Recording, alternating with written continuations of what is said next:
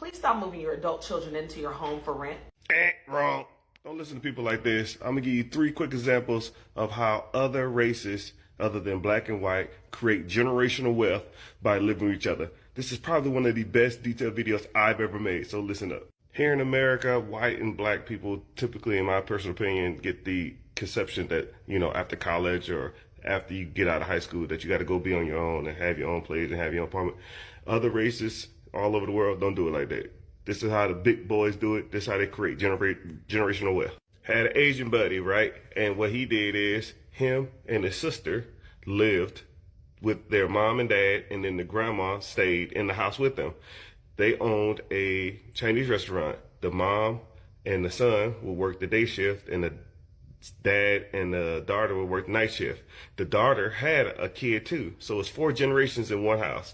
And what would happen is the grandma will watch the kids and babysit the kids, so now they don't have daycare, and then they keep everything in the family. So, the mom and dad pays the son and pays the daughter, so they can pretty much live rent free, and they can pretty much, all they got to pay is their car and save up their money, so whenever they get older, they can take over the business and then go put down payment on their house or just inherit the house. That's one. Genius, right? The next one's a better. Number 2, I had a Hispanic buddy, right? He lived across the street. We used to drink Coronas together, and it was like 25 of them. And he had a Mac Daddy truck. And I was like, yo, man, you got a Mac Daddy truck? Why don't you go buy your own house? He said, shit, man, I pay $100 in rent here, right? I get $1,000 a week. I take my $1,000 a week after I pay my truck, and I send all my money back to Mexico. 3, 4, 5 years, right?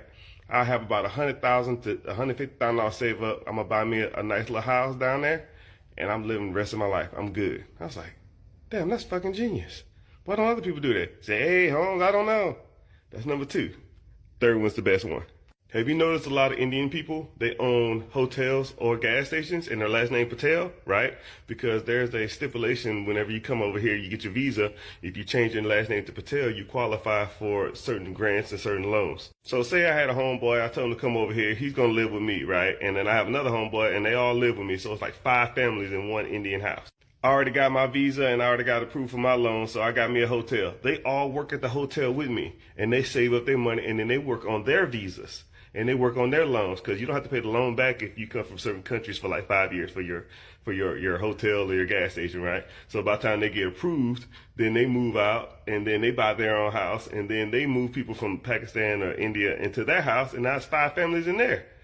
That's how you get rich, baby. Don't listen to people like this. Mr. Richard, like and follow for more. That's how you do it, boy.